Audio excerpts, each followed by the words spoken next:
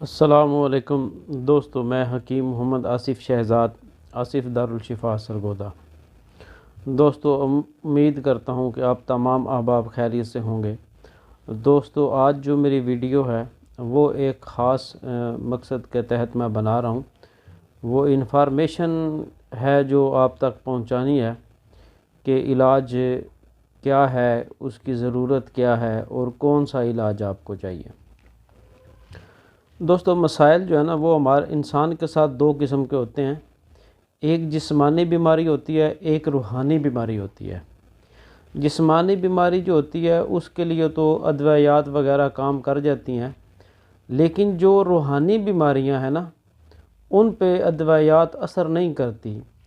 अब इसके साथ एक और बात ज़हन नशीन कर लें कि जो रूहानी इलाज है वो जिस्मानी बीमारियों पे भी असर करता है, लेकिन जो जिस्मानी इलाज है जैसे अद्वियात वगैरह ये रूहानी बीमारियों पे असर नहीं करता।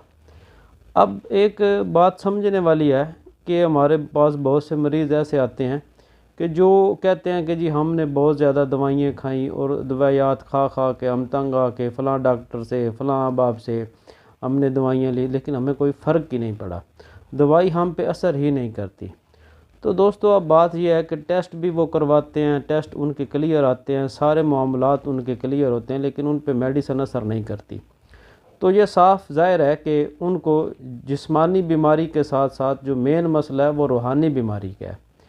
अब रूहानी बीमारी जो है उसका इलाज आपने रूहानी तरीके से ही करना है, वो मेडिसिन से नहीं हो सकता। तो अब एक और मसला भी है इसमें कि कुछ लोग हैं कि वो अपन जिस्मानी बीमारी को भी रूहानी समझ लेते हैं और वो अद्वियात की तरफ आते ही नहीं है। वो कहते हैं कि जी नहीं, बस हमने ये इसका इलाज रूहानी से ही करवाना है। दोस्तों, सबसे पहली बात जो है इलाज में वो ये समझ लें कि नज़र का लग जाना बरहक है। नज़र जो है ना ये इंसान को बीमार इस हद तक इंसान हो जाता है कि कब्र तक पहुंच जाता है, और नज़र जो है वो ऊँट को हंडिया तक ले जाती है कि मतलब वो इतना बीमार हो जाता है कि उसको ज़िबा करना पड़ जाता है। तो दोस्तों, सबसे पहले जो आपने देखना है ना वो ये देखना है कि अगर आपके ऊपर कोई बीमारी वगैरह अचानक आई है या कोई मसला बना है, तो आपने सबसे पहले जो दम है ना नज़र का वो आपने करवाना है। ख़ुद भी कर सकते हैं, किसी और से भी करवा सकते हैं। तो इलाज सबसे पहले जो आपने करवाना है वो नज़र का करवाना है। फिर आपने क्या करना है, फिर आपने सदका देना है, सदका से आपने इलाज शुरू करना है, और उसके बाद अल्लाह से दुआ मांग के आपने दूसरी तरफ आना है, अद्वियात जो हैं उनकी तरफ। अच्छा, अब मरीज़ आते हैं हमारे पास बहुत ज़्यादा, तो जब वो अपना उनको कहते हैं कि आप रूहानी इलाज करवाएं, जब वो रूहानी इलाज करवाते हैं तो साल साल से मेडिसिन खाने वालों की मेडिसिन ही छूट जाती है, वो बिल्कुल ठीक हो जाते हैं। होता क्या है, उनको नज़र बद शदीद लगी होती है, जिससे वो बेचारे यकदम मफलूज वाली हालत में चले जाते हैं, काम वगैरह नहीं कर सकते, बहुत ज़्यादा बीमार हो जाते हैं, मेडिसिन असर नहीं करती। अच्छा दोस्तों, ये तो हो गया कि जिस्मानी और रूहानी इलाज में फ़र्क आपको समझ आ गई होगी कि क्या है। अच्छा, अब करना आपने क्या है कि जो भी तरीक़ाकार आप करें, आपने सबसे पहले अगर किसी के डॉक्टर के पास भी आपने दवाई लेने जाना है तो सबसे पहले आप अपना सदका दें, सदका से इलाज शुरू करें।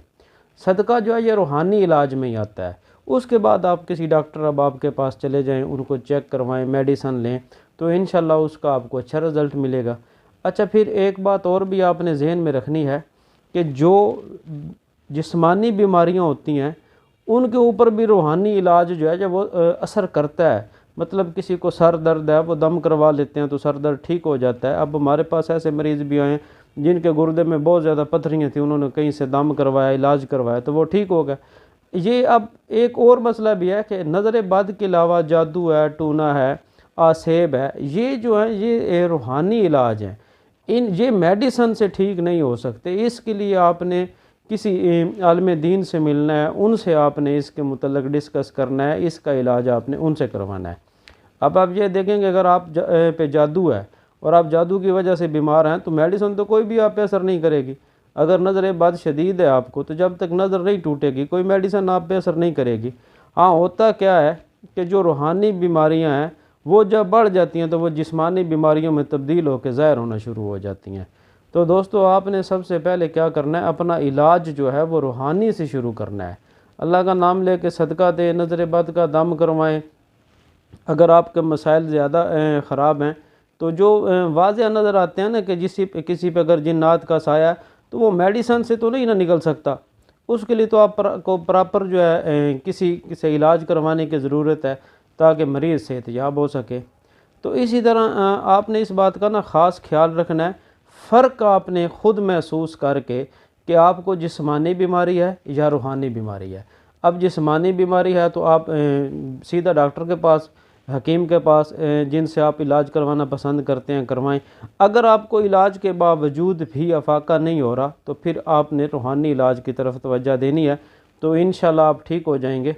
क्योंकि रूहानी इलाज जो है ना वो जिस्मानी पे भी बहुत असर करता है, उसका रिज़ल्ट जिस्मानी बीमारियों पे भी बहुत अच्छा है। बहुत से ऐसे लोग हमारे पास आए हैं जो बहुत बड़ी बड़ी बीमारियों में मुब्तला थे, लेकिन उन्होंने जब रूहानी इलाज करवाए तो अल्लाह का शुक्र है वो ठीक हो गया, अब वो नॉर्मल ज़िंदगी गुजार रहे हैं। तो इसलिए आपने कोशिश करनी है ख़ुद आप महसूस करें।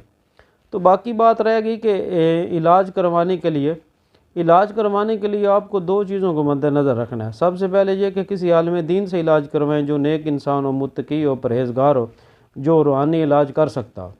और जिस्मानी इलाज के लिए आपने क्वालिफ़ाइड हुक्मा को चुनना है, डॉक्टर बाबू जो क्वालिफ़ाइड हैं उनको चुनना है। मतलब कि ये आपने ख़ुद अपनी सेहत का ख्याल रखते हुए देखना है कि अगर आपने उधर भी जिस्मानी इलाज के लिए जाना है तो उधर भी आपको पेटेंट बंदे की ज़रूरत है कि जो इलाज कर सकता है। अगर आपने रूहानी इलाज जिस्मानी इलाज की तरफ आना है तो इधर भी आपको पेटेंट बंदे की ज़रूरत है कि जो बंदा पढ़ा लिखा हो, हिकमत वगैरह समझता हो, डॉक्टरी समझता हो, जिसका बाकायदा कोर्स हो, क्वालिफ़ाइड हो, उससे आपने इलाज करवाना है। ये ना हो आप इलाज में कोताही कर दें और फिर कहें कि जी हमें तो उधर से भी आराम नहीं आया, हमने तो बड़ों से दम भी करवाया, बड़ों से दवाई भी ली। तो ये भी एक बड़ा मसला है कि आप इलाज जो है ना वो उससे करवाएं जो इलाज करना जानते हैं। तो दोस्तों उम्मीद करता हूँ कि आपको जो मेरी वीडियो की समझ आ गई होगी। तो इंशाल्लाह आप इसमें देखें कि ज़रूरत किस चीज़ की है, इलाज कौन सा आप करवाना चाहते हैं, कौन सी आपको बीमारी है, उसके मुताबिक अपना इलाज करवाएं। तो इंशाल्लाह आपको अफाका भी होगा। दोस्तों वीडियो आपने शेयर ज़रूर करनी है ताकि ये सदका जारिया बने और दूसरे लोग भी इससे फ़ायदा उठा सकें। दोस्तों बहुत शुक्रिया, अपना ख्याल रखना। अस्सलामु अलैकुम।